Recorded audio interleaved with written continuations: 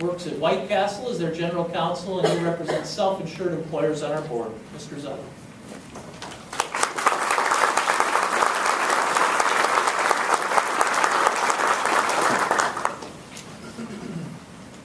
Good morning, everyone.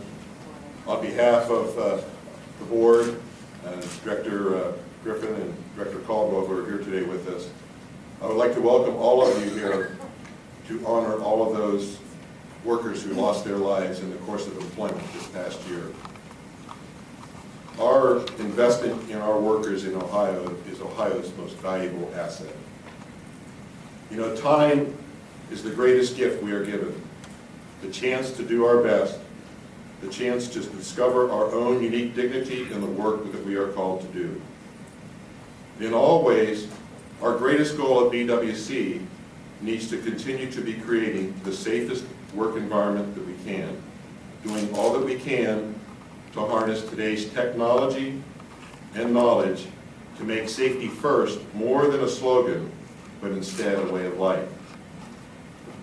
We honor and grieve for those we have lost this past year, and nothing can ever replace the hurt and the ache of family and loved ones who yearn for their presence. This deep sense of loss reminds us of our greater purpose, a call to renew our efforts and to never rest until we've done all that we can to honor their memory, making safety first our pledge to all of our workers today, tomorrow, and for all future generations. The workers we're honoring today gave full support to their families, and it is fitting that we honor them as we begin this Labor Day weekend. At this time, it's also appropriate to thank all the employees of the BWC for the service you provide to the injured workers and their families. Without the aid and assistance that you provide injured workers, their lives would be much more difficult than it is having suffered a workplace injury. You are a bridge to hope, a bridge to a better life, and a vivid reminder that inspires faith and healing.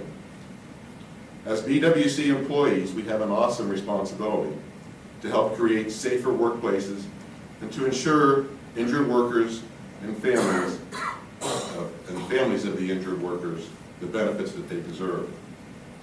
As we honor these deceased workers, let it serve as a reminder that these are not statistics, but they are real people. Let it serve as our call to action that with all of our energy and effort, we will work for the day when we gather to mourn only those lost in years gone by, but none in the year just passed. When we gather to remember our purpose and how together the lives we save will be the measure for which we ourselves are remembered. Having made in our own time the workplaces of our great state the safest state in the nation. I thank you for the commitment to those we serve, and thank you for being here.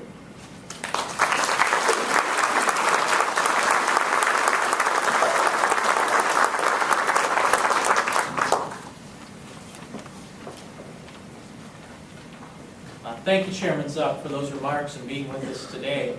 At this time, I want to invite the other two board members who are with us today to come forward with their reflections. One of them is a senior member of our board, having been around for a couple years.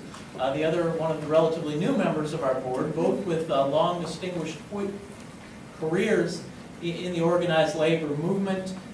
David Caldwell and Peggy Griffith represent employee organizations as well as employees on the board, and I want them both to come up and add their reflections this morning.